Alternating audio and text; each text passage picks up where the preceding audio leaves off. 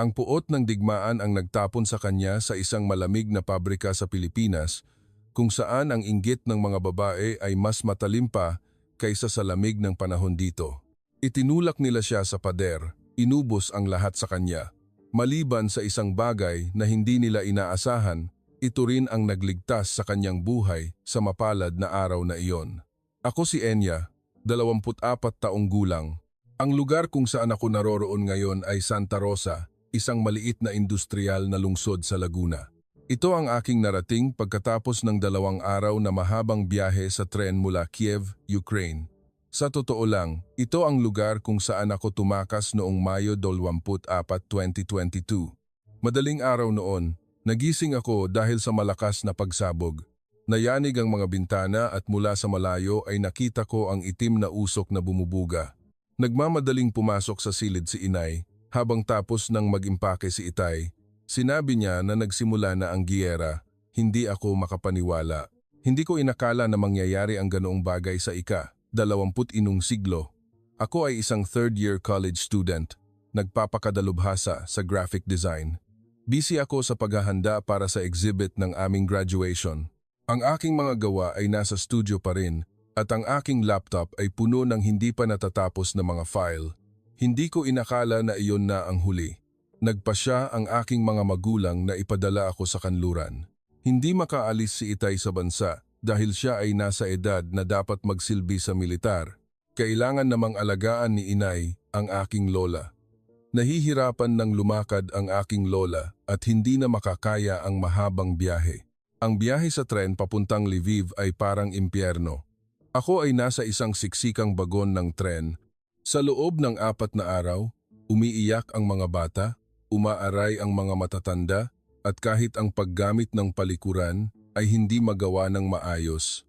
Sa labas ng bintana, patuloy na bumubuga ang usok at paminsan-minsan ay may naririnig na pagsabog mula sa malayo.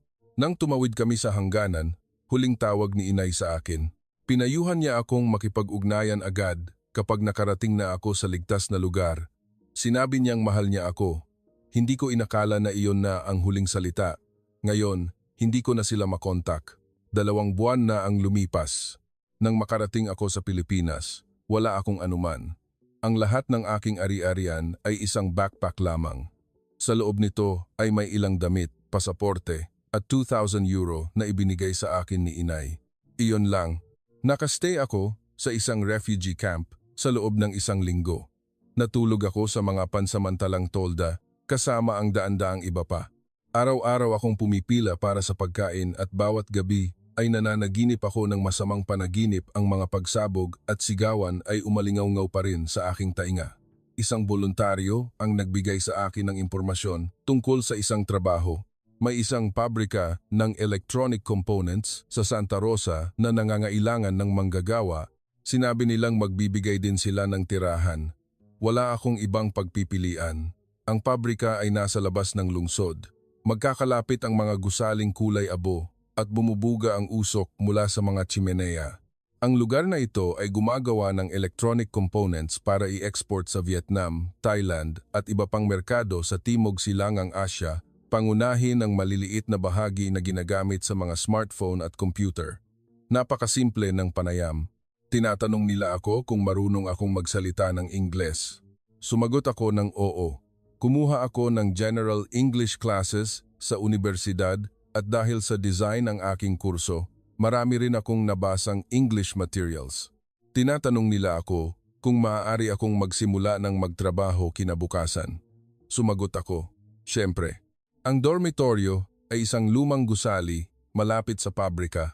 Ito ay isang kwartong para sa 4 na tao na may 2 double-decker na kama. Sa akin, ang ibabang kama malapit sa bintana. Ang aking mga kasama sa kwarto ay 2 babaeng Pilipino at 1 babaeng taga-Bulgaria. Sa unang araw ng trabaho, lubos akong namangha. Mas malaki ang saklaw ng pabrika kaysa sa aking inaakala. May 6 na assembly lines at bawat linya ay may humigit kumulang 30 katao na nagtatrabaho. Karamihan sa kanila ay kababaihan. Napunta ako sa linya numero 3. Ang trabaho ko ay magkabit ng mga electronic components sa isang maliit na circuit board. Kailangan kong gumamit ng microscope at sipit para ikabit ang maliliit na bahagi. Kahit kaunting panginginig ng kamay ay maaaring maging sanhi ng depektibong produkto. Ang unang buwan ay impyerno. Nakaupo ako sa iisang posisyon sa loob ng 10 oras araw-araw. Masakit ang aking likod at balikat na parang mababali. Ang aking mga mata ay napapagod din. Gabi-gabi akong umuuwi sa dormitoryo at bumabagsak sa kama. Ang aking buwanang sahod ay 60 euro. Ito ang minimum wage sa Pilipinas.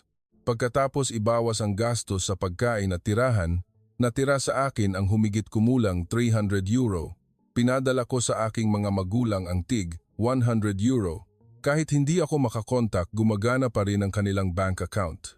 Sa pabrika ay may mga manggagawa mula sa iba't ibang bansa. Pinakamarami ang mga Ukrainian, mayroon ding mga katutubong Pilipino, at mayroon ding mga taga-Bulgaria, Romania at Moldova. Bawat isa ay may kanya-kanyang sitwasyon. Sa oras ng tanghalian, madalas silang nagtitipon ayon sa nasyonalidad. Magkasama ang mga babaeng Ukrainian, magkasama ang mga Pilipino. Pangunahin akong sumasali sa grupo ng mga Ukrainian. Nagbibigay kami ng ginhawa sa isa't isa sa pamamagitan ng mga kuwento tungkol sa aming bayan. Isang araw, nagsimulang kumalat ang isang tsismis sa pabrika. Sinasabi nilang may darating na malaking kliyente mula sa Pilipinas. Darating siya para sa regular na inspeksyon. Nagsimulang magkagulo ang mga babaeng manggagawa. Ang lumalagong ekonomiya ng Pilipinas, kahit hindi kasing tindi ng Korea o Japan, ay unti-unti nang lumilikha ng atensyon sa Asya, lalo na sa potensyal nito sa ekonomiya at turismo. Maraming interesado sa pagbangon ng bagong dragon ng Asya na ito. Hindi rin naiiba ang mga babaeng manggagawa sa pabrika. Ang tsismis tungkol sa darating na negosyanteng Pilipino ay nagdulot ng pagkagulo sa mga babaeng manggagawa na walang asawa, lalo na sa mga babaeng Pilipino. Mas naglagay sila ng make-up, mas maingat sa pag-ayos ng kanilang buhok. Hindi ako interesado. Wala akong isip para sa mga ganoong bagay. Araw-araw ay sinusubukan ko lang tapusin ang aking kwota sa trabaho. Pagkatapos ng trabaho, online na naman ako naghahanap ng freelance design work. Kailangan kong kumita ng karagdagang pera. Sa araw na iyon, nakatutok pa rin ako sa trabaho gaya ng dati. Nakayuko ako sa microscope at nagkakabit ng mga bahagi. Biglang dumating ang line manager at sinabi, "Nandito na ang kliyenteng Pilipino, linisin ninyo ang inyong mga upuan." Nang umangat ang aking ulo, una ko siyang nakita. Siya ay isang lalaki na nakasuot ng itim na jacket, matangkad at tuwid ang tindig. Kasama niya ang factory manager para inspeksyonin ang linya. Mukha siyang mahigit 30 taong gulang. Walang ekspresyon ang kanyang mukha, matalas ang kanyang tingin. Maingat niyang ininspeksyon ang bawat workstation at nagtanong sa Ingles. Pasulyap-sulyap sa kanya ang mga babaeng manggagawa. Ang ilan ay ngumiti at bumati gamit ang kanilang mata. Ngunit tila hindi siya interesado. Nakatutok lamang siya sa produkto at sa estado ng linya. Nadaanan niya ang aking workstation. Huminto siya sandali. Tiningnan ang bahagi na aking kinakabit. Pagkatapos ay tumango siya at nagpatuloy. Iyon lang. Ang inspeksyon ay tumagal ng humigit kumulang 2 oras. Nadaanan niya ang lahat ng linya at pagkatapos ay pumasok sa meeting room kasama ang factory manager. Nang umalis siya, nagsimulang mag-usap-usap ang mga babaeng manggagawa. Sinabi ni Ania, ang babaeng Pilipino, sa kabilang mesa, ang guwapo niya, parang artista sa pelikula. Sang-ayon din ang iba, wala akong sinabi. Nagpatuloy lang sa trabaho. Inaamin kong guwapo siya, ngunit siya ay nabibilang sa ibang mundo. Ako ay isang refugee at siya ay isang matagumpay na negosyante. Sa oras ng tanghalian, umalis siya sa pabrika. Sumakay siya sa isang itim na kotse at nawala. Nagpakita ng pagkadismaya ang mga babaeng manggagawa. Nagtanong sila kung babalik pa ba siya. Sabi ni Ania, ito ay regular na inspeksyon kaya siguradong darating siya minsan sa isang buwan. Magkikita tayo ulit sa susunod na buwan. Nagbunyi ang mga babaeng manggagawa. Hindi ako gaanong interesado kung darating siya sa susunod na buwan o hindi ano ang mahalaga. Para sa akin, ang mahalaga lang ay tapusin ang kwota ngayong araw, makakuha ng suweldo at magpadala ng pera sa aming bayan. Oras na ng uwian, niligpit ko ang aking workstation, Inilagay ang mga kagamitan sa tamang posisyon. Isinara ko ang takip ng microscope at itinulak ang silya. Ito ang aking pang-araw-araw na nakasanayan. Ang iba pang manggagawa ay isa-isang tumayo. Inalis nila ang kanilang uniforme, nagpalit ng pangkaraniwang damit at kinuha ang kanilang mga bag mula sa locker. Mukha silang pagod lahat. Nang akmang tatayo ako, may sumabit sa aking paa. Yumuko ako para tingnan ang sahig. Isang brown na folder ng mga dokumento ang nakahiga sa ilalim ng aking workstation. Napakakaiba. Kaninang umaga ay wala ito roon. Siguro may nakahulog ng dumaan. Pinulot ko ito. Medyo makapal. Sa pabalat ay may nakasulat na English na teksto at logo ng isang kumpanya sa Pilipinas. Ang kumpanya niya. Siguro nahulog niya ito nang dumaan siya sa linyang ito kaninang hapon. Nag-aalangan ako kung bubuksan ko ba ito para tingnan. Hindi po pwede. Dokumento ito ng iba, ngunit kahit tingnan lang sa labas, mukha itong mahalaga. Nag-iisip ako kung ano ang gagawin. Balak ko sanang ibigay sa manager ngunit nang tingnan ko ang kanyang opisina, patay na ang ilaw. Siguro umuwi na siya. Tiningnan ko ang relo, 6:10. Karamihan sa mga staff sa opisina ay umuuwi sa oras. Hayaan ko na lang kaya hanggang bukas ng umaga, ngunit baka umalis na siya sa Pilipinas ngayong gabi. O baka may mahalaga siyang meeting bukas ng umaga. Kung mahalaga itong dokumento, baka kailanganin niya ito ngayong gabi. Nag-iisip ako. Ngunit paano ko siya mahahanap? Hindi ko man lang alam ang kanyang contact details. Parking lot. Dumating siya sakay ng kotse. Baka hindi pa siya nakaalis. Inalis ko ang aking uniforme at nagpalit ng pangkaraniwang damit. Inilagay ko ang folder sa aking bag. Mabilis ang tibok ng puso ko. Lumabas ako sa pangunahing gate. Humapon na. Ang kalangitan ay kulay orange. Malamig ang hangin ng Setyembre. Naglakad ako papunta sa parking lot. May ilang sasakyan pa roon. Karamihan ay sasakyan ng mga manggagawa sa night shift. Kabilang doon ang isang itim na sedan. Malinis at makintab ito. Iba sa ibang sasakyan. Lumapit ako, tiningnan ko sa loob ng sasakyan. Naroon siya, nakaupo siya sa driver's seat at nakikipag-usap sa telepono. Hindi ko narinig ng malinaw ngunit seryoso ang kanyang boses. Mukhang isang tawag sa trabaho. Naisip ko na hindi ko dapat abalahin. Balak ko sanang lumiko ngunit nandito na ako at mukhang napakahalaga ng folder. Kinuha ko ang lahat ng aking tapang. Kumatok ako ng marahan sa bintana. Kokok. Isang maliit na tunog. Lumingon siya. Tumingin siya sa labas ng bintana. Nakita niya ako at nanlaki ang kanyang mga mata sa pagkamangha. Siguro hindi niya inaasahan na isang manggagawa ng pabrika ang nakatayo sa harap ng kanyang kotse. Ibinaba niya ang telepono, ibinaba niya ang bintana, huminga ako ng malalim at pagkatapos ay nagsalita ako sa Ingles. Sorry, hindi ko intensyon na abalahin. Kinuha ko ang folder mula sa aking bag at ibinigay sa kanya. Nakita ko ito sa pabrika. Nahulog ito sa ilalim ng aking workstation. Nagpatuloy ako. Nakita ko ang logo ng kumpanya at naisip kong sa inyo ito kaya dinala ko rito. Kinuha niya ang folder, tiningnan niya ito at nagbago ang kanyang ekspresyon, isang ekspresyon ng paginhawa. Binuksan niya ang folder at ininspeksyon ang loob. Tiningnan niya ang mga dokumento. Pagkatapos ay tiningnan niya ako. Maraming salamat sa iyo, sinabi niya. Taos-puso ang kanyang boses. Kanina ko pa ito hinahanap. Hindi ko alam kung saan ko ito nahulog at balak ko sanang bumalik sa pabrika para tawagan ang lahat. Buti na lang, sabi ko. Nagkataon lang na nakita ko. Tiningnan niya ako sandali at pagkatapos ay sinabi, maraming salamat talaga, malaking tulong ang ginawa mo. Dahil dito, magiging maayos ang meeting ko bukas. Walang anuman po. Ito ang dapat gawin. Kahit sino naman ay gagawin din iyon. Umiling siya. Hindi lahat ay gumagawa niyan. Tapos na ang oras ng trabaho at nag-abala ka pa na pumunta sa parking lot para hanapin ako. Napakabait mo, uminit ang aking mukha.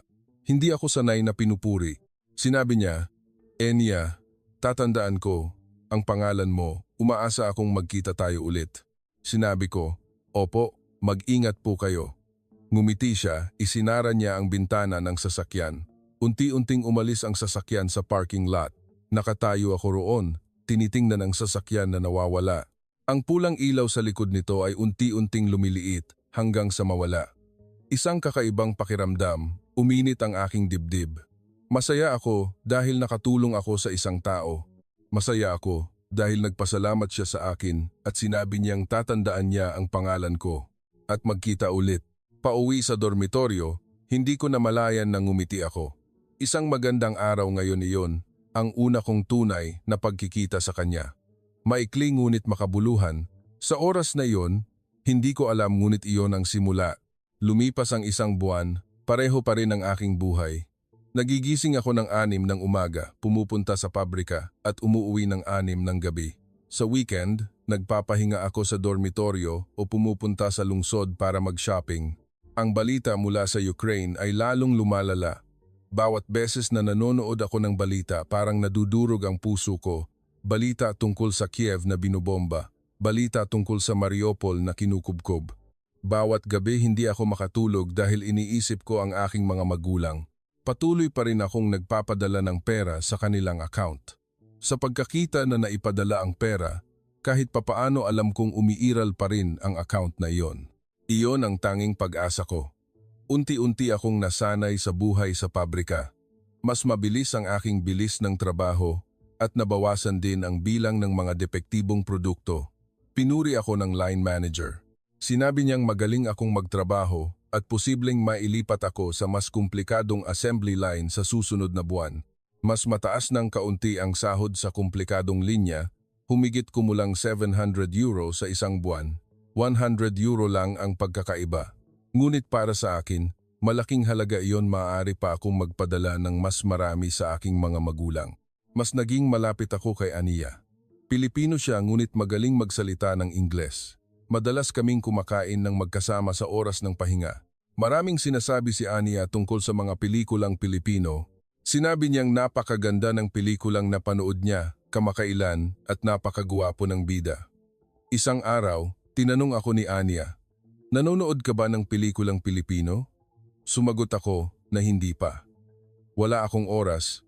Pagkatapos ng trabaho, kailangan kong maghanap ng freelance work at sa weekend naman ay maglalaba at maglilinis. Nagpakita ng pagkadismaya si Ania. Sinabi niyang sayang kung hindi manonood. Napaka-interesante ng mga iyon. Nangako siyang manonood kami ng magkasama kapag may oras ako.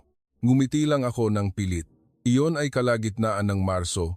Kumalat na naman ang tsismis sa pabrika. Darating na naman ang kliyenteng Pilipino. Ang regular na inspection ngayong buwan. Nagkagulo na naman ang mga babaeng manggagawa.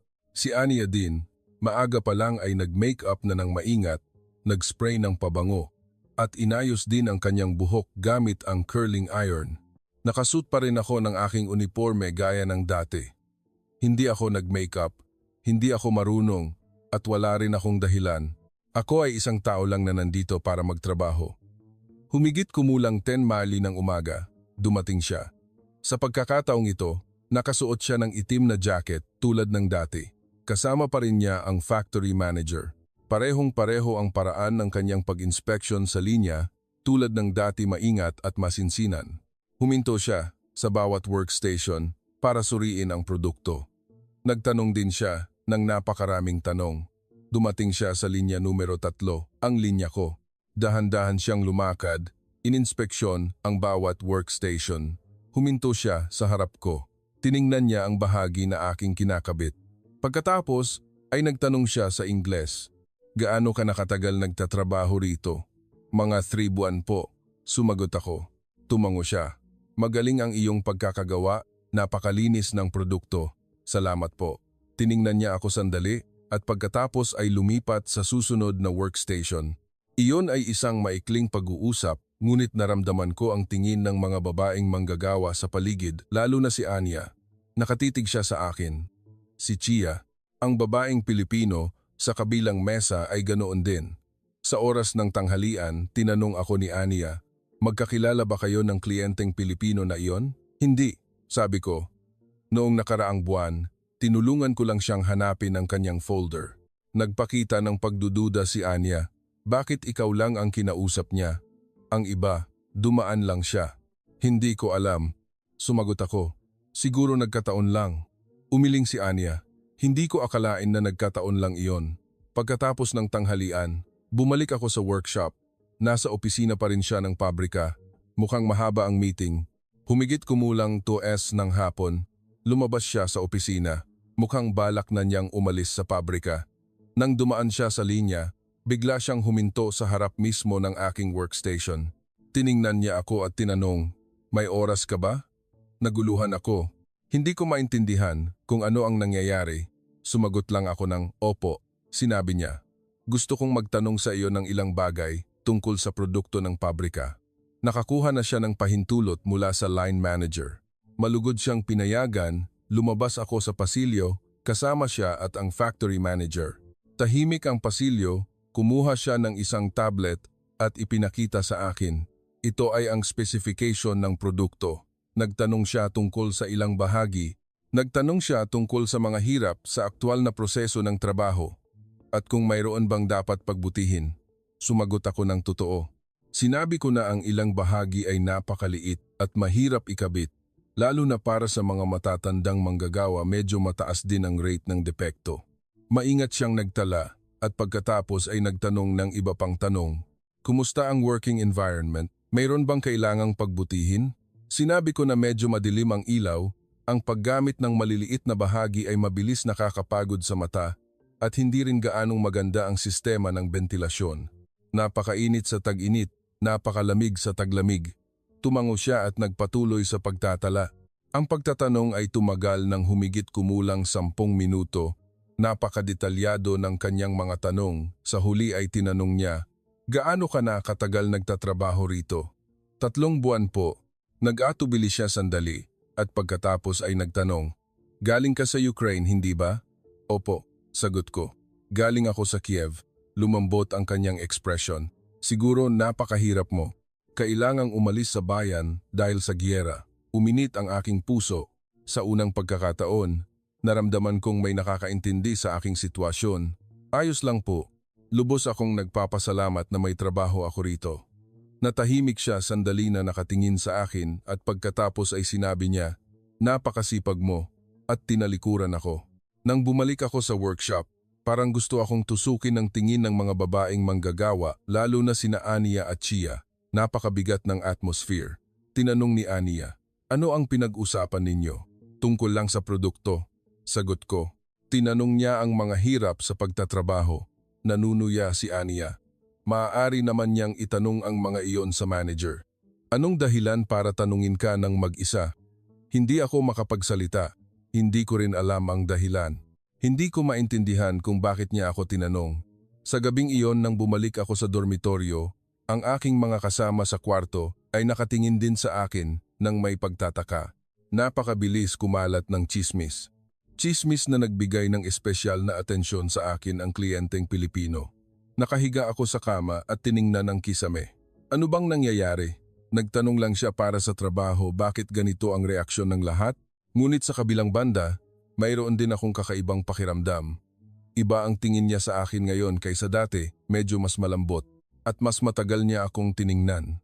Hindi, ilusyon lang siguro. Isa lang akong manggagawa ng pabrika at siya ay isang matagumpay na negosyante. Hindi siya pwedeng magka-interes sa isang tulad ko. Sinabi ko sa sarili ko at nilamon ako ng antok. Ngunit sa aking panaginip, narinig ko ang kanyang boses. "Siguro napakahirap mo." Ang pangungusap na iyon ay umalingaw-ngaw sa aking isipan. Ang tagsibol sa Pilipinas ay mas mainit kaysa sa aking inaakala. Nagsimulang mamulaklak ang mga bulaklak sa paligid ng pabrika at nagsimulang sumibol ang mga puno. Ngunit ang aking puso ay parang taglamig pa rin. Patuloy pa rin ang giyera sa Ukraine. Araw-araw ay naglalabas ng nakakatakot na balita. Nang marinig ko ang balita tungkol sa massacre ng mga sibilyan sa Bucha, umiyak ako magdamag. Hindi ko pa rin makontak ang aking mga magulang. Sa pabrika, nalipat na ako sa bagong linya kung saan mas komplikadong bahagi ang hinahawakan. Ang trabaho sa bagong linya ay nangangailangan ng mas masusing paggawa, mas maraming bahagi at mas komplikadong proseso ng pag-assemble. Sa unang linggo ay puro mali ang nagawa ko. Ilang beses akong napagalitan ng manager ngunit unti-unti akong nasanay. Nagsimulang matandaan ang aking kamay. Pagkatapos ng isang linggo, bumilis ang aking kilos at nabawasan ang bilang ng mga depektibong produkto. Sa bagong linya, ako lang ang Ukrainian Karamihan ay mga katutubong Pilipino kabilang sina Chia at Iwona, pareho silang mga babaeng walang asawa, humigit kumulang 30 taong gulang. Matangkad si Chia, blonde ang buhok, makapal ang makeup at gumagamit ng napakaraming pabango. Si Iwona ay may brown na buhok at payat ang katawan. Pareho silang fans ng mga pelikulang Pilipino, bawat oras ng tanghalian. Tungkol lang sa Pilipinas ang kanilang pinag-uusapan, kung sino ang guwapong artista, kung anong pelikula ang maganda, at kung paano gentleman ang mga lalaking Pilipino sa mga babae. Ako ay kumakain ng mag-isa. Si Anya ay nasa ibang linya at hindi pa ako naging malapit sa aking mga kasamahan sa bagong linya. Tahimik lang akong kumakain at nagpapahinga sa isang sulok ng restroom. Iyon ay kalagitnaan ng Abril. May chismis na naman na darating siya. Ang regular na inspeksyon ngayong buwan, lubos na nasasabik sina Chia at Iwona. Nag-makeup ulit sila mula umaga pa lang at nag-ayos ng damit. Sa oras ng tanghalian, pumasok pa sila sa banyo para mag-touch up ng lipstick. Humigit kumulang 11 ng umaga, dumating siya. Sa pagkakataong ito, nakasuot siya ng kulay abong suit. Nagsimula siyang mag-inspeksyon sa linya kasama ang factory manager. Dumating din siya sa bagong linya. Dahan-dahan siyang lumakad, ininspeksyon ang bawat workstation. Huminto siya sa harap ni Chia. Ngumiti ng malaki si Chia at bumati gamit ang kanyang mata, ngunit sinuri lang niya ang bahagi at dumaan. Biglang nawala ang ngiti ni Chia.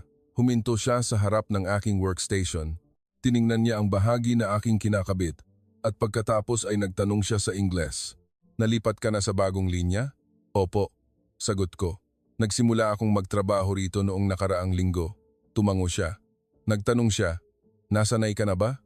Noong una ay medyo mahirap ngunit ngayon ay ayos na po. Bahagya siyang ngumiti. Isang panandaliang ngiti, ngunit nakita ko iyon. Sinabi niyang, napakasipag mo, at lumipat sa susunod na workstation. Nakatitig sa akin si Chia. Malamig ang kanyang tingin. Ganoon din si Iwona. Pareho silang nakatingin sa akin nang may pagkadismaya, oras na ng tanghalian. Nang akmang pupunta ako sa kantin, lumapit si Chia. Anya, may relasyon ka ba sa kliyenteng Pilipino na iyon? Wala akong relasyon. Sabi ko, noong nakaraang beses ay tinulungan ko lang siyang hanapin ang dokumento. Ngumisi si Chia. Dahil lang sa pagtulong sa paghahanap ng dokumento kaya kanya laging kinakausap, hindi iyon makatwiran. Hindi ako makapagsalita. Nakakapanibago rin sa akin. Hindi ko maintindihan kung bakit niya lang ako kinakausap. Sumabat si Iwona. O baka may ginagawa ka sa likod namin? Nilalandi mo ba ang Pilipinong iyon? Nagalit ako. Ano ang ginawa ko? Nandito lang ako para magtrabaho. Wala akong ginawa, sabi ko. Siya ang kusang lumapit sa akin. Sumagot lang ako. Ngumisi si Chia. Sige na nga, pero mag-ingat ka. Lahat ng babae rito ay nakabantay sa iyo. Kumain ako sa kantin ngunit hindi ako masarapan. Naramdaman ko ang tingin ng mga babaeng manggagawa sa paligid.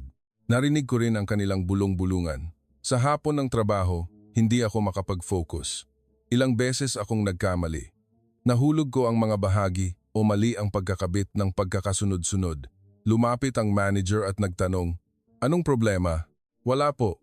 Medyo pagod lang po ako, sinabi ng manager. Mag-focus ka. Ang linyang ito ay nangangailangan ng mababang rate ng depekto. Kung patuloy kang magkakamali, posibleng ibalik kita sa lumang linya.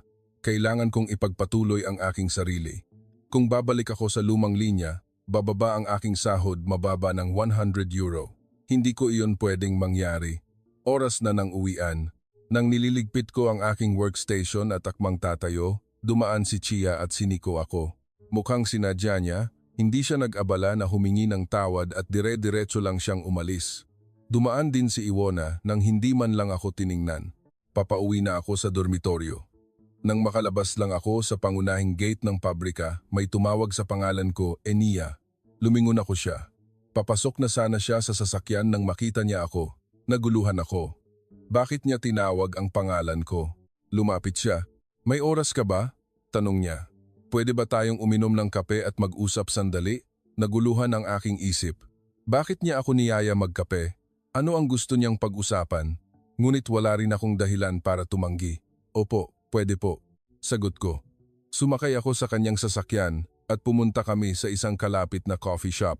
Iyon ay isang maliit na coffee shop na walang gaanong customer. Umorder kami ng kape, Amerikano ang kanya, at latte ang akin. Umupo kami sa isang mesa malapit sa bintana, siya ang unang nagsalita. Mahirap siguro ang magtrabaho sa pabrika, hindi ba? Sumagot ako ng totoo. Mahirap po, ngunit wala akong ibang pagpipilian. Kailangan kong kumita ng pera. Tumango siya. Pagkatapos ay sinabi niya, dati ay nagtrabaho din ako sa pabrika. Nagulat ako. Isang tulad niya ay nagtrabaho din sa pabrika. Nagsimula siyang magkuwento. Sinabi niya na nagtrabaho siya sa pabrika mula noong siya ay 20 taong gulang.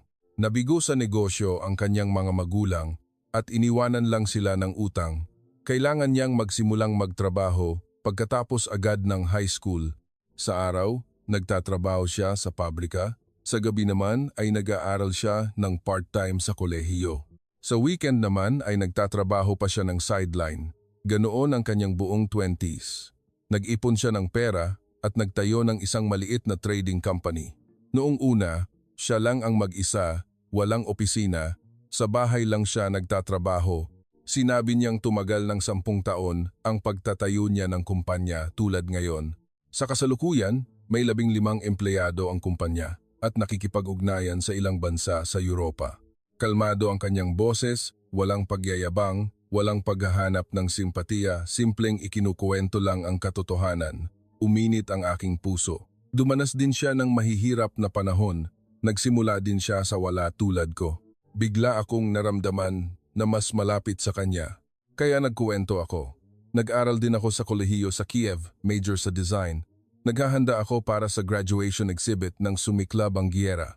Natahimik siya na nakikinig at pagkatapos ay tinanong niya, sa tingin mo ba ay makakabalik ka pa? Hindi ko alam, sabi ko. Hindi ko makontak ang aking mga magulang, hindi ko rin alam kung ano ang nangyari sa aming bahay. Baka hindi na ako makabalik. Natahimik siya sandali, uminom ng kape, at pagkatapos ay sinabi niyang, mahirap iyon, ngunit huwag susuko. Nagtiis din ako ng ganoon, salamat po. Sabi ko, ang kanyang mga salita ay nakapagbigay ng ginhawa.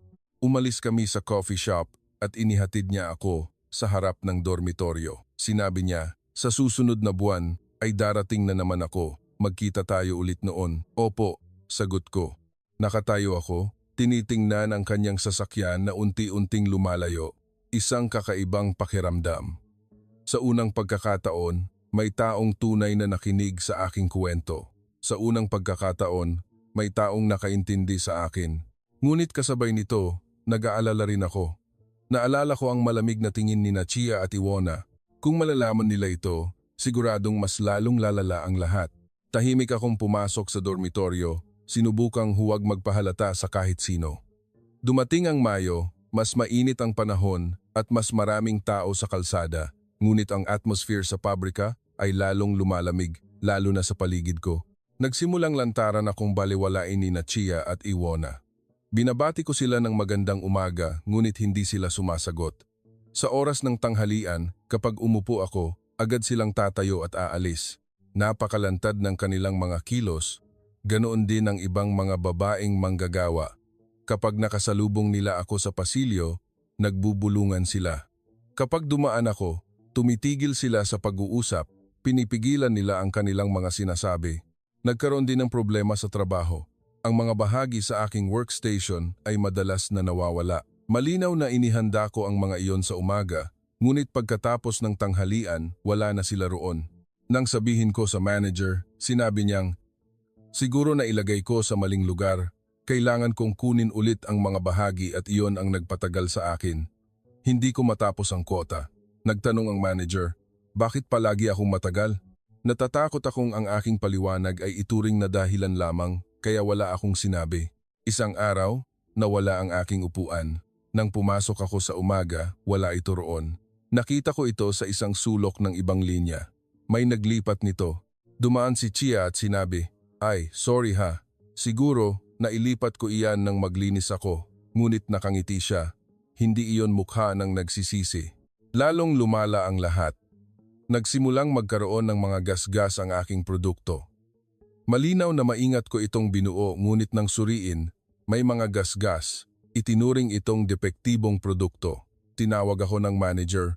Sinabi niyang napakataas ng aking rate ng depekto sa buwan na ito lang ay lumampas na sa 10%. Binalaan niya ako na kung magpapatuloy ito, magiging mahirap ang pag-renew ng kontrata. Naramdaman ko ang pagkadismaya. Hindi ko iyon ginagasgasan. May sadyang gumawa niyan, ngunit wala akong ebidensya. Kung sasabihin ko, ito ay magmumukhang dahilan lang. Umiyak ako magdamag. Tahimik akong umiyak, takot na marinig ng aking mga kasama sa kwarto. Tinakpan ko ang aking ulo ng kumot at umiyak ng walang tunog. Bakit nila ginagawa ito sa akin? May nagawa ba akong mali? Iyon ay kalagitnaan ng Mayo, panahon na ng pagdating niya. Kumalat ang tsismis at nagkagulo na naman ang mga babaeng manggagawa. Ngunit sa pagkakataong ito, iba ang atmosphere. Narinig ko si Chia na sinasabi sa ibang babaeng manggagawa na mag-ingat sa eniya na iyon. Sinusubukan niyang akitin ang kliyenteng Pilipino. Hindi iyon totoo. Wala akong ginawa. Siya ang kusang lumapit sa akin, ngunit walang naniwala sa akin. Humigit kumulang 10 ng umaga, dumating siya. Sa pagkakataong ito, nakasuot siya ng beige na jacket. Kasama pa rin niya ang factory manager. Nagsimula siyang mag-inspeksyon sa linya. Yumuko ako, nakatutok sa trabaho. Sinubukan kong huwag intindihin kung naroon siya o wala. Ngunit nakatayo siya sa harap ko. Huminto siya sandali at pinanood ang aking trabaho. Pagkatapos ay nagtanong siya sa Ingles, "Kumusta ka ngayon?" "Ayos lang po ako," sagot ko. Sinubukan kong sagutin ng maikli hanggat maaari. Ayaw ko nang magsalita pa. Ang tingin ng mga tao sa paligid ay nakakasakit sa akin. Mukhang napansin niya iyon. Hindi na siya nagtanong pa at lumipat sa susunod na workstation. Oras na ng tanghalian. Nang akmang pupunta ako sa kantin, hinarangan ako ni Chia. Naroon din si Iwona. Sabi ni Chia, "Napakawalang hiya mo. Alam na namin ang lahat. Nilalandi mo ang Pilipinong iyon. Hindi ako." Sabi ko, "Wala akong ginagawa." Ngumisi si Iwona. "Ganoon ba? Bakit ikaw lang ang lagi niyang kinakausap? Kami naman ay hindi man lang niya tinitingnan." "Hindi ko alam." Sabi ko, "Hindi ko rin maintindihan kung bakit." Umuusad si Chia ng isang hakbang papalapit. "Binabalaan kita, huwag mong galawin ang amin. Huwag kang mangarap na makuha ang Pilipinong iyon. Kilalanin mo ang iyong lugar." "Lugar? Ano ang lugar ko?" Sabi ni Iwona. "Isa ka lang refugee. Isang batang tumakas sa giyera, nakikisalo sa aming bansa. Parang nadurog ang puso ko. Ang maging refugee ba ay masama? Ang tumakas ba sa giyera ay masama? Hindi ko naman gusto ang ganito. Hindi ako makapagsalita. Dumadaan lang ako sa kanilang dalawa at pumunta sa kantin. Kumuha ako ng pagkain at umupo sa isang sulok. Wala akong ganang kumain. Nagsikip ang aking lalamunan. Sinubukan kong kumain ng ilang piraso at pagkatapos ay umalis. Pumasok ako sa banyo. Sinandal ko ang aking mga kamay sa lababo at tiningnan ang salamin. Nakita ko ang isang payat na mukha. Bakit nangyari ito? Gusto ko lang namang magtrabaho ng tahimik. Lumabas ang aking luha. Pumasok ako sa isang cubicle ng banyo at nilock ang pinto. Umupo ako sa inidoro na may takip at tahimik na umiyak. Tinakpan ko ang aking bibig upang hindi makalikha ng tunog. Sa labas, narinig ko ang tunog ng pagbukas ng pinto ng banyo, may 2 yapak. Pagkatapos, huminto ang mga yapak na iyon sa harap mismo ng pinto ng aking cubicle. Biglang may lumagpak na malamig na tubig mula sa itaas ng partition. Parang may gumamit ng timba para magbuhos. Basang-basa ako mula ulo hanggang paa. Uniforme at pati panty ay basa lahat. Ang malamig na tubig ay dumaloy sa aking balat. Narinig ko ang pagtawa ng mahina. Wala silang sinabi ngunit alam kong boses iyon ni Sia at Iwona. Unti-unting lumayo ang mga yapak. Sarado ang pinto ng banyo. Narinig ko pa ang kanilang pagtawa na umalingaw-ngaw mula sa pasilyo. Nakaupo pa rin ako roon, basang-basa at nanginginig ang buong katawan. Kahit Mayo, medyo malamig pa rin ang tubig. Binuksan ko ang pinto ng banyo at lumabas. Tiningnan ko ang salamin, isang kaawa-awang anyo. Basang-basa ang buhok na nakadikit sa mukha, tumutulo ang tubig mula sa uniforme. Sinubukan kong pigaan ang aking damit ngunit walang silbi, napakabasa nila. Hindi ako makakabalik sa workshop sa ganitong kalagayan. Wala akong uniforme na pamalit. Ano ang gagawin ko? Kung sasabihin ko sa manager, ano ang sasabihin niya? Kung sasabihin niyang umuwi ako para magpalit, mahuhuli ako sa trabaho. Kapag nahuli sa trabaho, babawasan ang sahod, may dumaloy sa aking pisngi. Hindi ko malaman kung tubig iyon o luha, siguro pareho. Pinunasan ko ang aking mukha ngunit ang tubig mula sa damit ay dumaloy ulit at binasa ang aking mukha, walang silbi. Binuksan ko ang pinto ng banyo at lumabas. Nakita ko siya sa pasilyo, nakita niya ako at huminto isang ekspresyon ng pagkamangha. Tiningnan niya ang aking basang-basa na damit at nagtanong, "Anong nangyari?" Hindi ko sinasadyang natapon ang tubig. Sabi ko, "Ayos lang po, kailangan lang patuyuin." Ngunit nanginginig ang aking katawan. Kahit Mayo, medyo malamig pa rin sa loob, mas lalo akong nilalamig dahil sa basang damit. Inalis niya ang kanyang jacket, ibinigay niya sa akin, "Isuot mo ito." Naguluhan ako. "Hindi po pwede. Ayos lang po talaga ako." Sinabi niya, "Magkakasakit ka? Isuot mo na lang. Hubarin mo ang basang damit at isuot mo ito." Determinado ang kanyang boses, walang puwang para sa pagtanggi. Kinuha ko ang jacket, pumasok ulit ako sa banyo ng mga babae. Inalis ko ang basang uniforme, basa din ang panty ko ngunit wala akong ibang pagpipilian. Isinuot ko ang jacket niya, maluwag at mainit. Naaamoy ko ang kanyang pabango, isang mahinang amoy. Tiningnan ko ang salamin, umabot sa aking tuhod ang jacket. Mukha itong kakaiba, ngunit mainit. Lumabas ako. Naghihintay siya. "Salamat po," sabi ko. Sinabi niya, "Kapag uwian mamaya, pwede mo nang ibalik sa akin. Huwag kang magmadali." "Opo." Tumango siya at naglakad papunta sa factory manager. Bumalik ako sa workshop. Lahat ng babaeng manggagawa ay nakatingin sa akin. Tiningnan nila ang jacket na aking suot. Naging matalim ang mukha ni Chia. Ganon din si Iwona. Nagsimulang magbulungan ang iba. Umupo ako sa aking pwesto.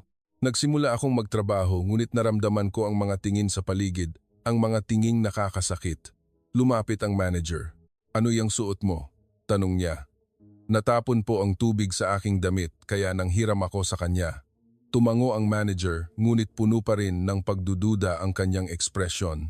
Ang hapon ng trabaho ay parang bangungot. Patuloy akong nakakarinig ng mga bulong-bulungan sa paligid. Hindi ko narinig ng malinaw ang kanilang sinasabi, ngunit malinaw na tungkol sa akin iyon. Dumaan si Chia at bumulong. Sa wakas, lumabas din ang tunay na kulay. Napakawalang hiya. Nagtiis ako. Kung makikipagtalo ako, mas lalong lalala ang lahat. Natahimik lang ako at nagtrabaho. Oras na ng uwian. Isinuot ko ang jacket at lumabas sa pangunahing gate. Nakaparada ang kanyang sasakyan doon. Bumaba siya sa sasakyan. Lumapit siya sa akin at nagtanong, "Ayos ka lang ba?" "Opo."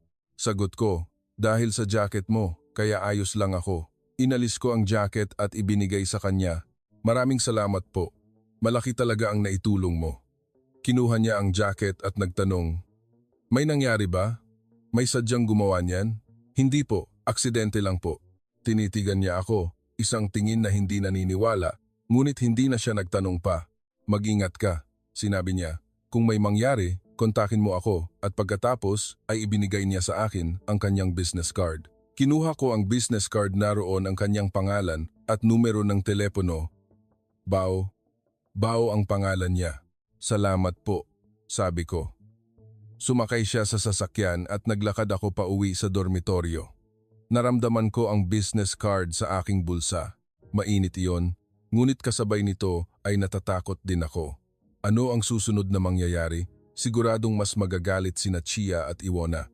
Mangyayari din ang ibang babaeng manggagawa na kamuhian ako.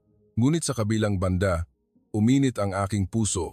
Naramdaman ko na may kasama ako, may nag-aalala sa akin. Sa gabing iyon, kinuha ko ang business card at tiningnan. Ginupit ko ang aking daliri sa kanyang pangalan, Bao.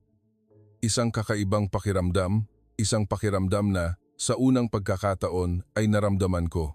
Ang tag-init sa Pilipinas ay mas mainit kaysa sa aking inaakala. Sa pabrika ay napakainit na parang hurno. May aircon ngunit hindi sapat. Nagtatrabaho kami sa gitna ng pawis, lalo pang lumala ang atmosphere sa pabrika. Nagsimulang lantaran akong ibuli ni Chia at Iwona. Hindi na sila nagtatago. Itinatapon nila ang basura sa aking workstation, mga tirang pagkain at tissue paper. Kailangan kong maglinis bawat umaga, nawawala din ang mga bahagi. Walang silbi ang sabihin sa manager, walang ebidensya. Sinabi pa ng manager na hindi ako maingat sa paghawak ng aking mga gamit. Sa oras ng tanghalian, kumakain ako ng mag-isa. Ang ibang mga manggagawang Ukrainian ay nagsimulang lumayo sa akin. Natatakot silang kung kasama nila ako, mamumuhi din sila. Dumami ang mga araw na umiiyak ako sa banyo tahimik na walang nakakaalam. Akala ko ay makakayanan ko, ngunit unti-unti akong lumalapit sa aking limitasyon. Isang araw, nakatanggap ako ng text message mula kay Bao mula sa numero sa business card. "Ayos ka lang ba?" tanong niya. "Nahihirapan ka ba sa pabrika?" Paano ako sasagot? Kung sasabihin ko na nahihirapan ako, mag-aalala siya. Kung magsisinungaling ako na ayos lang ako, napakasakit iyon. Sumagot ako ng totoo. "Medyo mahirap po, ngunit makakayanan ko po." Agad na sumagot si Bao. "Ngayong Sabado, may oras ka ba? Maaari ba tayong magkita sandali?" "Sabado ang day off ko." Sumagot ako ng opo. Nagkita kami ng tohan ng hapon ng Sabado sa pangunahing gate ng pabrika. Dumating si Bao, sakay ng kotse. Nakasuot siya ng pangkaraniwang damit. Mukha siyang mas komportable kaysa kapag nagtatrabaho. Tinanong ko kung saan kami pupunta. Ngumiti si Bao. "Sa isang magandang lugar." Nagmaneho kami papunta sa lungsod sentro ng Santa Rosa. May parke, isang malaking parke na may maraming puno at lawa. Naglakad-lakad kami sa parke. Napakaganda ng panahon, mainit ang sikat ng araw at malamig ang hangin. Ang tagal na rin bago ko naramdaman ang ganitong kapayapaan. Umupo kami sa isang bench. Binigyan ako ni Bao ng isang tasa ng kape. Mukhang binili niya iyon sa Daan Latte, ang paborito ko. Nagtanong si Bao, "Sa pabrika, wala ba talagang nangyayari?" Nag-atubili ako sandali. Sasabihin ko ba? Kung sasabihin ko, makikialam si Bao. Maaring lalong lumala ang sitwasyon, ngunit hindi ko na kayang magtiis ng mag-isa. Gusto kong makipag-usap sa isang tao. Dahan-dahan akong nagkuwento. Sinabi ko na kinamumuhian ako ng mga babaeng manggagawa. Sinabi ko na kasalanan niya iyon. Dahil siya lang ang kinausap niya, kaya naiinggit sila. Nagkuwento din ako tungkol sa pambubuli, nawawala ang mga bahagi, nagagasgas ang mga produkto, kalat ang basura. Sinabi ko ang lahat, naging matalim ang mukha ni Bao. "Patawarin mo ako, kasalanan ko iyan. Hindi mo kasalanan." Sabi ko, "Sila ang sobra-sobra." Sinabi ni Bao, "Kakausapin ko ang pabrika, hindi ito pwedeng magpatuloy." "Wag," sabi ko, "kung gagawin mo iyon, mas lalong lalala ang lahat. Susubukan ko na lang magtiis." Tiningnan ako ni Bao ng malungkot. Pagkatapos ay tinanong niya, "Bakit kailangan mong tiisin ang lahat ng ito? Hindi ka ba pwedeng lumipat sa ibang lugar?" "Hindi po," sabi ko. "Ito ang lugar na may pinakamagandang kondisyon at ang sahod ay ayos lang.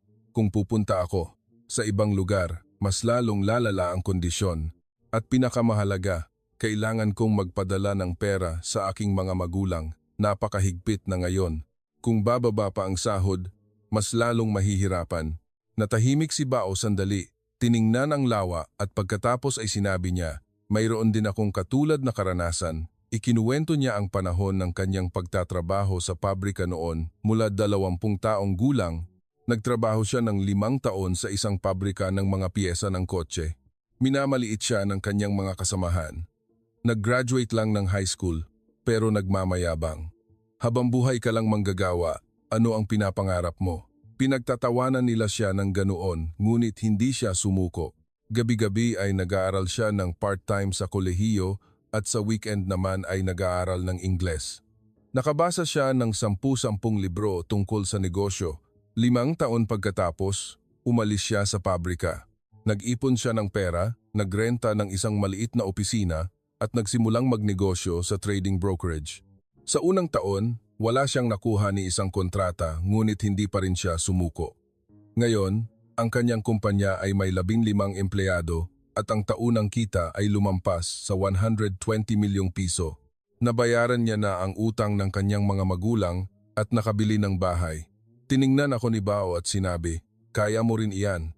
Ngayon ay mahirap, Ngunit kung hindi ka susuko, balang araw magbabago ang lahat. Salamat po, sabi ko. Ang kanyang mga salita ay nakapagbigay ng ginhawa. Sa unang pagkakataon, nakita ko ang pag-asa. Nagtanong si Bao, "Patuloy ka bang nag-aaral ng design?" "Hindi po," sabi ko. "Wala po akong oras."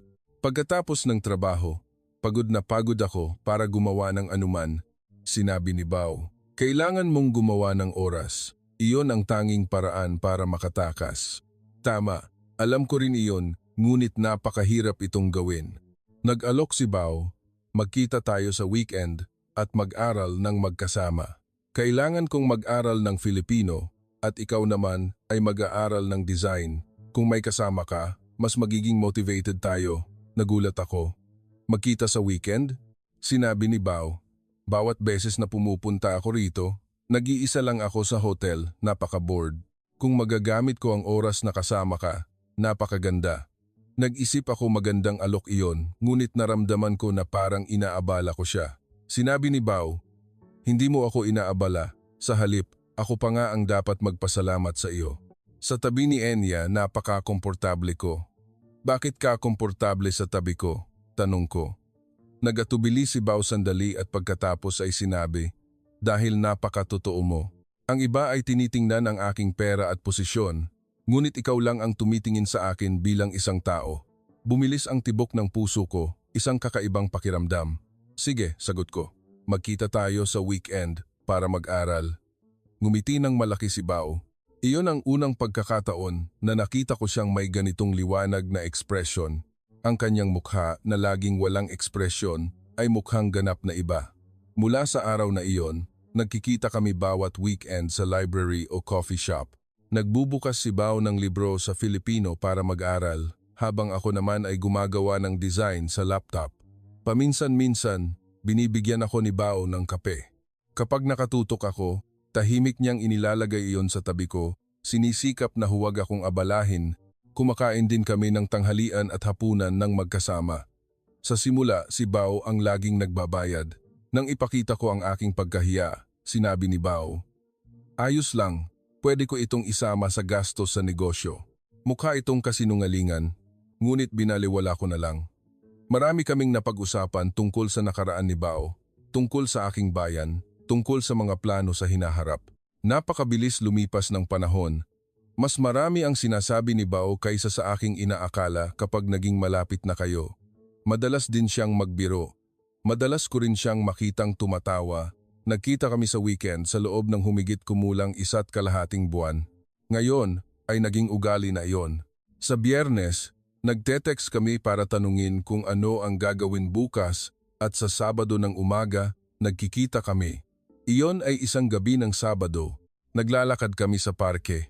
Madilim na, kulay orange ang kalangitan. Biglang huminto si Bao. Lumingon siya sa akin at sinabi, "Enya, may sasabihin ako." "Opo," sagot ko. Huminga ng malalim si Bao at pagkatapos ay sinabi niya, "Sa simula, iyon ay pagkahabag. Naaawa ako sa isang batang babae na nagtiis ng bunga ng giyera. Gusto ko siyang tulungan, ngunit sa paglipas ng panahon, nagbago ang lahat. Natutuwa ako na makipag-usap kay Enya. Gusto kong tingnan si Enya. Nagsimula akong mag-isip lamang tungkol kay Enya. Alam ko na kung ano iyon. Iyon ay pag-ibig." Ngunit si Enya ay 24 taong gulang pa lang at ako ay 39 taong agwat, kaya sa simula ay maingat ako. Akala ko ay hindi iyon makatotohanan. Ngunit mahal na mahal kita. Hindi ako makapagsalita. Mabilis ang tibok ng puso ko. Naguluhan ang aking isip. Sinabi ni Bao, "Dahan-dahan ka lang. Ayaw kitang bigyan ng pressure. Gusto ko lang malaman mo ang aking damdamin." Pauwi na kami. Sa sasakyan, tahimik si Bao na nakatutok sa pagmamaneho, habang ako naman ay nakatingin sa labas ng bintana. Magulo ang aking isip. Ang pag-amin ni Bao ay umalingaw-ngaw sa aking isipan. Sa totoo lang, alam ko rin. Alam ko ang aking damdamin. Bawat beses na nakikita ko si Bao, bumibilis ang tibok ng puso ko. Bawat beses na nakakatanggap ako ng text message mula sa kanya, natutuwa ako. Laging inaabangan ko ang weekend. Ngunit takot akong aminin, ang isang tulad ko ba ay pwedeng magmahal sa kanya? Wala akong anuman. Nang huminto ang sasakyan sa harap ng dormitoryo, sinabi ni Bao, "Pag-isipan mong mabuti ha, pwede kang sumagot kahit kailan. Salamat po." Sabi ko at pumasok sa loob. Nahiga ako sa kama at tiningnan ang kisame. Lumitaw sa aking isipan ang mukha ni Bao, ang kanyang maliwanag na ngiti, ang kanyang seryosong ekspresyon kapag nag-aaral, ang kanyang nag-aalalang tingin sa akin, umininit ang aking dibdib. Ito ba ay pag-ibig? Bago ako matulog, nagpasya ako maging tapat sa aking damdamin. Nagpasya akong sasagutin ko siya sa susunod na Sabado. Hanggang doon, aayusin ko ang aking mga iniisip. Lumipas ang isang linggo, isang mahabang linggo. Araw-araw, si Bao lang ang aking iniisip. Kahit nagtatrabaho, hindi ko namamalayan na naiisip ko siya. Sa gabi, hindi rin ako makatulog. Lalong lumala ang sitwasyon sa pabrika. Sina Chia at Iwona ay paikot-ikot sa aking workstation. Mukhang naghahanap sila ng pagkakataon. Isang araw sa oras ng tanghalian, nawala ang aking bag. Malinaw na inilagay ko iyon sa locker sa umaga, ngunit ngayon ay wala na iyon doon. Naghanap ako sa loob ng isang oras. Sa huli ay nakita ko iyon sa basurahan ng restroom, puno ng tirang pagkain ng bag, wallet at telepono. Buti na lang naroon pa rin ngunit napakabaho. Nagalit ako. Sobra na ito. Balak kong sabihin sa manager. Ngunit sa pasilyo ay nakasalubong ko si Shaya. Naroon din si Iwona. Pareho silang nakangiti. "Chia, nakita mo na ba ang bag?" "Nasaan?" "Sa basurahan." Sabi ko, alam ko kung sino ang gumawa nito. Nagkibit balikat si Chia. "Hindi ko alam. Siguro may nagkamali lang sa pagtatapon. Kailangan mag-ingat." Sumabat si Iwona. "Ngayon, mukhang pabaya ka. Siguro masyado kang abala sa pag-iisip sa Pilipinong iyon, kaya lumulutang ang iyong isip, hindi ba?" Nagtiis ako. Kung makikipagtalo ako, mas lalong lalala ang lahat. Tumalikod lang ako, hindi ko sinabi sa manager. Wala rin namang ebidensya. Kung sasabihin ko, sasabihin lang akong hindi ako maingat sa paghawak ng gamit. Dumating ang Sabado, ang araw na makikita ko si Bao. Nag-aalala ako mula umaga pa lang. Ngayon kailangan kong sumagot. Nagkita kami ng tumayong ng hapon sa pangunahing gate ng pabrika. Dumating si Bao sakay ng kotse. Ngumiti siya at bumati gaya ng dati. Pumunta kami sa parke, ang aming pamilyar na lugar. Umupo kami sa bench at natahimik sandali. Si Bao ang unang nagsalita. "Huwag kang makaramdam ng pressure ha. Hindi mo kailangang sumagot." "Gusto kong sumagot." Sabi ko. Huminga ako ng malalim at pagkatapos ay sinabi ko, "Mahal din kita." Sinabi ko na sa simula. Siya ay isang mabait na tao, isang taong nagbigay sa akin ng ginhawa sa mahirap na panahon. Ngunit sa paglipas ng panahon, nagbago ang lahat. Nagsimula akong mag-isip lamang tungkol sa kanya at gustong makita siya. Hindi ako sigurado kung pag-ibig iyon dahil hindi ko talaga alam kung ano ang pag-ibig. Ngunit ngayon, alam ko na, sabi ko. Ito na ang pag-ibig. Tinitigan ako ni Bao ng matalim, malambot ang kanyang tingin. Pagkatapos ay sinabi niya, "Salamat sa iyo." Hinawakan niya ang aking kamay, malaki at mainit ang kamay ni Bao. Hinawakan niya ng mahigpit ang aking kamay. Walang salita ngunit naramdaman ko ang kapayapaan. Sa tabi ni Bao, naramdaman ko na parang nakuha ko ang buong mundo. Naghapunan kami. Isang maliit na restaurant, isang lugar na nagbebenta ng tradisyonal na pagkaing Pilipino. Sa hapunan, pinag-usapan namin ang hinaharap. Kailangan ko pa ring magtrabaho sa pabrika, habang si Bao naman ay kailangan maglakbay sa pagitan ng Pilipinas at Europa. Mahirap ang regular na pagkikita. Sinabi ni Bao na susubukan niyang pumunta rito minsan sa isang buwan. Magkikita kami noon at maglalakbay kami at magte-text. "Sige," sabi ko, "kaya kong maghintay. Maghihintay ako hanggang sa dumating ka." Humingi ng tawad si Bao. Humingi siya ng tawad dahil hindi siya makapunta ng mas madalas. Dahil sa trabaho, wala siyang ibang pagpipilian. "Ayos lang po," sabi ko. "Kailangan ko ring magtrabaho. Sapat na ang magkita sa weekend, ngunit sa aking puso ay mayroon pa ring kaunting pag-aalala. Ito ba ay talagang posible? Maaari ba nating panatilihin ang pag-ibig sa ganoong kalayuan?" Ngunit isang araw, isang abiso ang ipinadala sa pabrika. Matatapos ang aking temporary residence permit sa katapusan ng Agosto. Kailangan kong mag-apply para sa extension. Naguluhan ako. Ganap kong nakalimutan ang tungkol sa visa extension. Para mag-apply, kailangan ko ng maraming dokumento, employment verification, proof of address, bank statement. Hiniling ko sa pabrika na bigyan ako ng employment verification. Sinabi ng HR staff na aabutin ng humigit kumulang 1 linggo. Hiniling ko sa kanila na bilisan, ngunit sinabi nilang iyon ang regulasyon. Lumapit ako sa dormitory manager para humingi ng proof of address. Sinabi niyang kailangan kong magbayad ng €20. Mahal, ngunit wala akong ibang pagpipilian. Pumunta ako sa bangko para kumuha ng statement. Mayroon akong €800 sa aking account. Hindi ko alam kung sapat iyon, ngunit iyon lang ang mayroon ako. Tumagal ako ng 2 linggo para makolekta ang lahat ng dokumento. Ipinasa ko ang mga iyon sa immigration office. Sinabi ng staff na aabutin ng 4 hanggang 6 na linggo ang proseso ng pagsusuri, 1 buwan na lang bago ang katapusan ng Agosto. Nagtanong ako kung paano kung walang resulta bago ang deadline. Sinabi ng staff ng walang emosyon, posibleng ma-deport ka. Illegal ang manatili ng walang bisa. Parang nadurog ang puso ko. Deport saan? Patuloy pa rin ang giyera sa Ukraine. Hindi ako makakabalik. Sinabi nilang pwede akong pumunta sa ibang bansa, Germany, France o Netherlands. Ngunit doon kailangan ko rin ng visa. Ako ay magiging isang illegal resident. Sa gabing iyon, tinawagan ko si Bao. Ipinaliwanag ko ang sitwasyon. Sinabi ko ang mangyayari. Kung hindi ko ma-extend ang aking visa, natahimik si Bao sandali at pagkatapos ay sinabi niya, "Huwag kang mag-alala, siguradong may paraan." "Anong paraan po?" tanong ko. Sinabi ni Bao na aalamin niya. May kaibigan siyang abogado, hihingi siya ng payo sa kanya. "Salamat po," sabi ko. Ngunit nag-aalala pa rin ako. Mayroon ba talagang paraan? Dumating ang Agosto, isang mainit na tag-init, mas lalong uminit sa pabrika. Walang silbi ang pagbukas ng bentilador, wala pa ring resulta ang visa. Sinusuri ko ang email bawat araw ngunit walang balita. 2 linggo na lang bago ang expiry date, nagkaroon din ng problema sa pabrika. Tinawag ako ng manager, napakaseryoso ng kanyang ekspresyon. Sinabi niyang napakataas ng aking rate ng depekto sa buwan na ito lang ay lumampas na sa 10%. Binalaan niya ako na kung magpapatuloy ito, magiging mahirap ang pag-renew ng kontrata. Naramdaman ko ang pagkadismaya, hindi ako ang gumawa ng mga depektibong produkto. May sadyang gumawa ng gasgas sa kanila, ngunit hindi ko masabi. "Naiintindihan ko po," sabi ko. "Mas magiging maingat po ako." Nang lumabas ako, nasa pasilyo si Chia. Nakangiti siya. Isang ngiti na parang alam niya ang lahat. Sa oras ng tanghalian, pumasok ako sa banyo.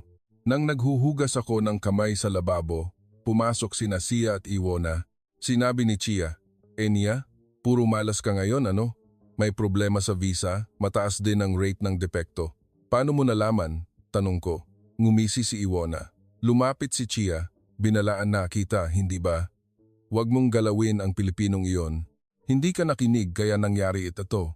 Hindi ko kasalanan." Sabi ko, "Si Bao, ang unang nagkagusto sa akin." Ngumisi si Chia. "Mahalaga ba iyon? Isang refugee na tulad mo ay nangangarap na magmahal sa isang Pilipinong negosyante? Kilalanin mo ang iyong lugar." Nagalit ako.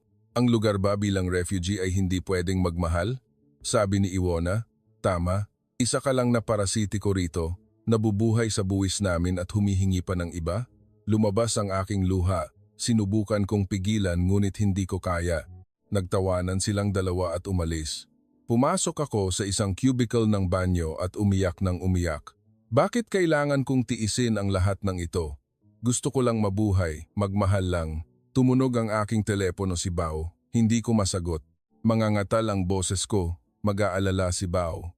Nag-text siya, "Ngayong gabi, pwede ba tayong magkita? May mahalaga akong sasabihin." Sumagot ako ng opo. Magkikita kami pagkatapos ng trabaho. Nagkita kami sa gabi. Mukhang seryoso si Bao.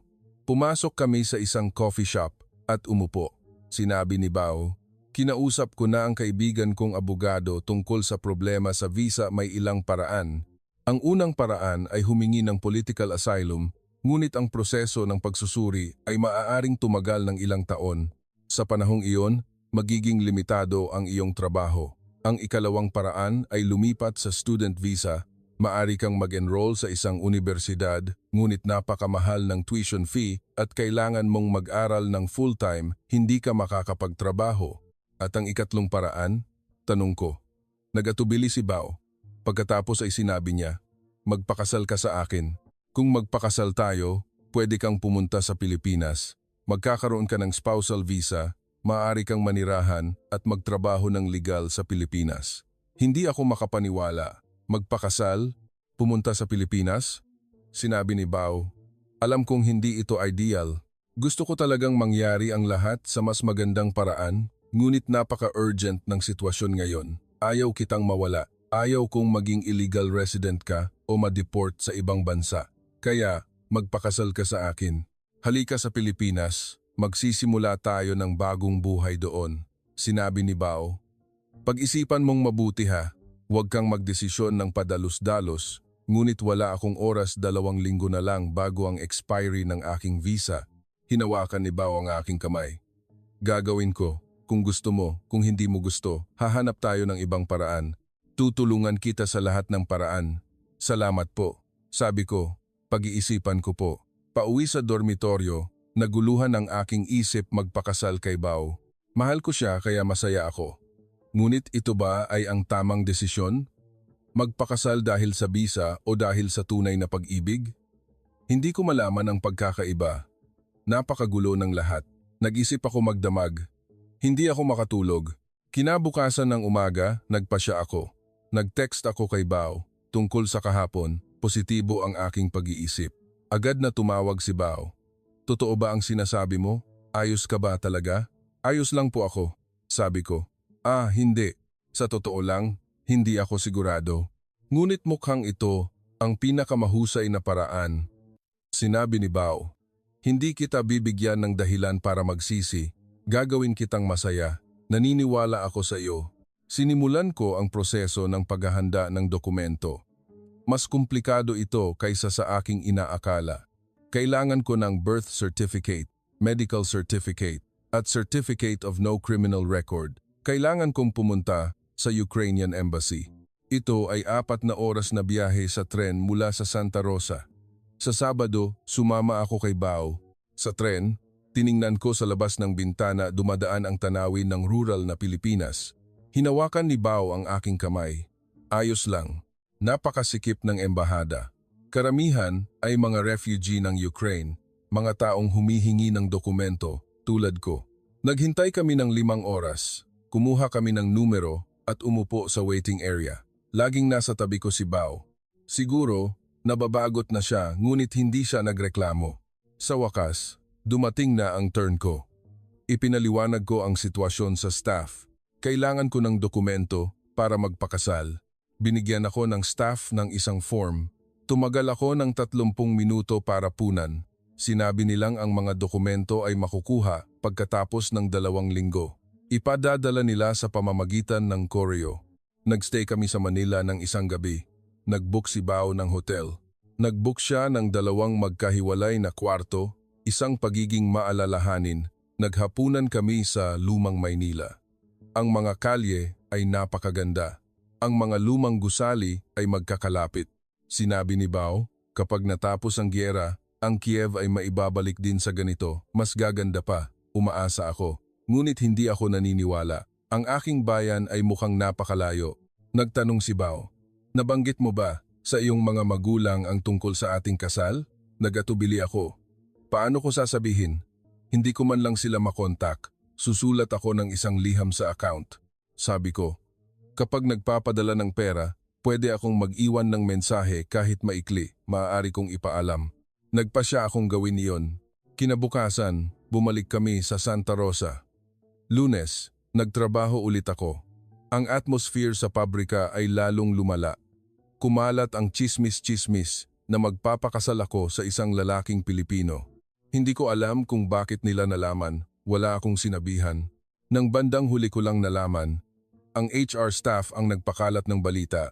Tinanong ko siya tungkol sa mga dokumento na may kinalaman sa pagpaparehistro ng kasal at sinabi niya sa ibang manggagawa. Tiningnan ako ng mga babaeng manggagawa.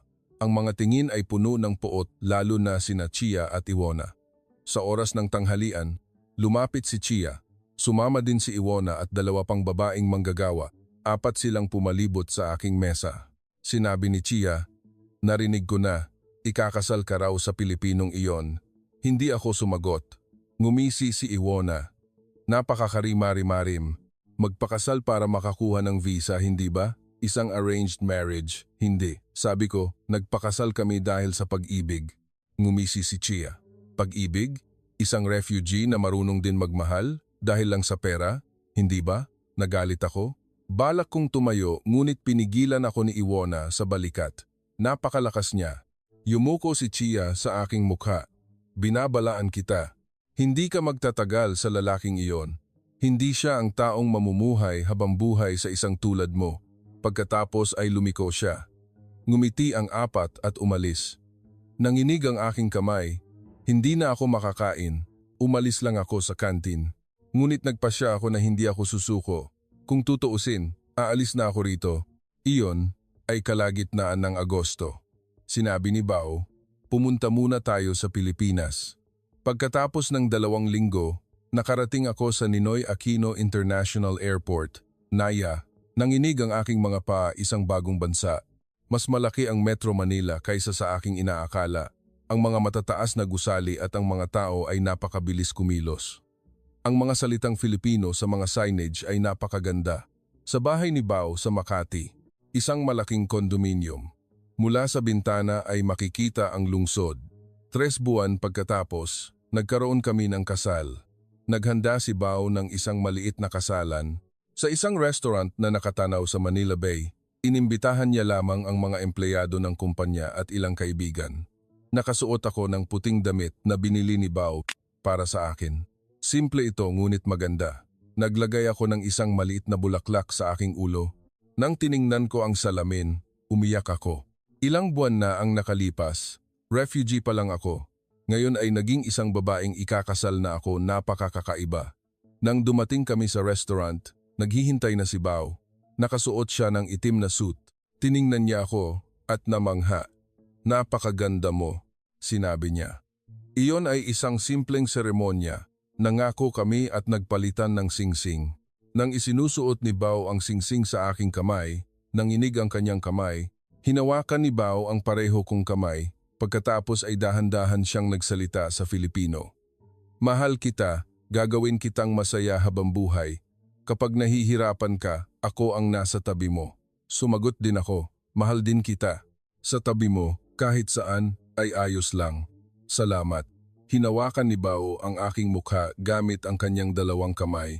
Pagkatapos ay dahan-dahan niya akong hinalikan. Isang malambot at mainit na halik. Umalingaw-ngaw ang palakpakan. Binati kami ng lahat. Hinalikan ni Bao ang aking noo. Bumulong siya. "Salamat sa iyo. Salamat sa iyo sa pagpapakasal sa akin." Bumulong din ako. Ako ang dapat magpasalamat. Kumikinang ang Manila Bay sa labas ng bintana. Madilim na, kulay orange ang kalangitan. Isang napakagandang sandali. Hindi ko kailanman malilimutan. Sa gabing iyon nang umuwi kami, binuksan ko ang bintana. Ang night view ng Metro Manila ay nakalatag sa harap ko.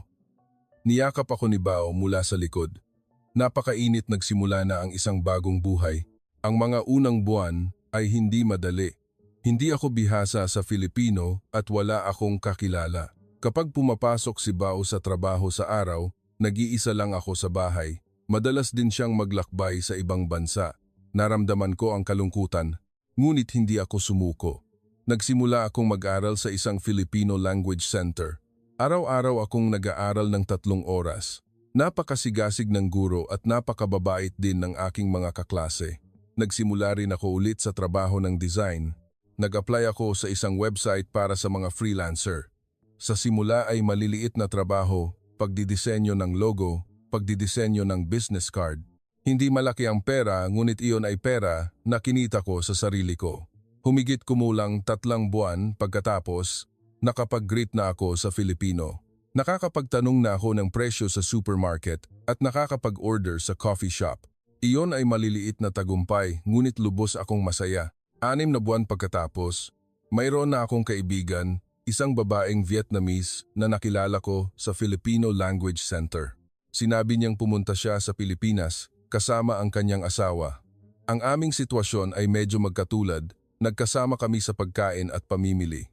Pinag-usapan namin ang buhay sa Pilipinas, nagbibigayan kami ng ginhawa.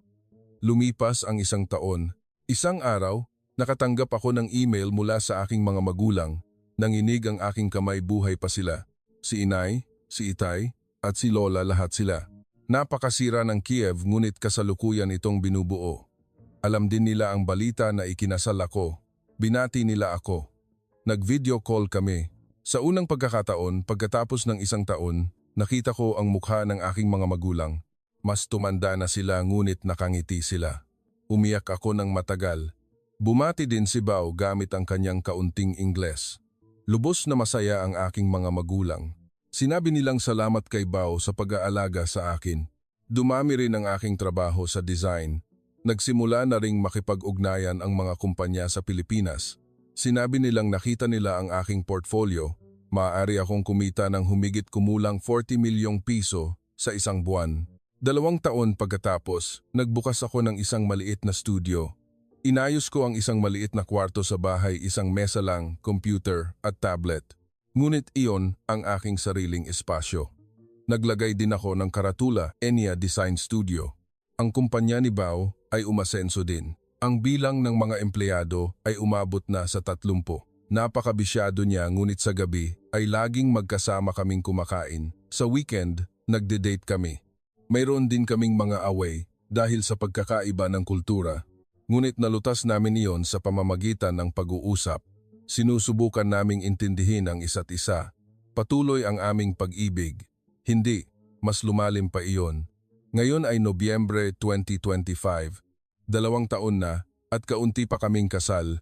Kung titingnan ang lahat, parang panaginip. 3 taon na ang nakalipas. Ako ay isang refugee na tumakas sa giyera. Isang 24 taong gulang na babae na binubuli sa isang pabrika sa Pilipinas.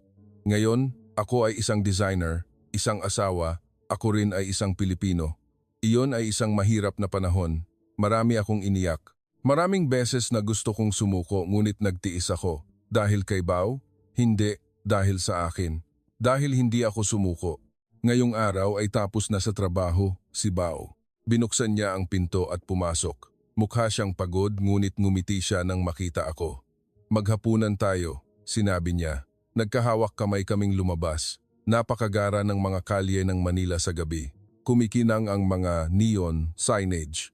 Hinigpitan ni Bao ang paghawak sa aking kamay. Sinabi niyang, "Mahal kita." Sumagot din ako. Ako rin. Naramdaman ko na napakasaya ko sa sandaling ito. At alam kong mas magiging masaya pa ako. Dahil ang buhay ay tulad ng pinakamagandang disenyo, hindi ito isang bagay na ibinigay kundi isang bagay na nilikha mula sa pag-ibig, tapang at hindi pagsuko. Nagtatapos dito ang aking kwento. Salamat sa iyong pakikinig. Kung ang kwentong ito ay tumagos sa iyong puso, mangyaring mag-iwan ng like at mag-subscribe sa channel dahil bawat maliit na kilos mo ay malaking inspirasyon para sa amin.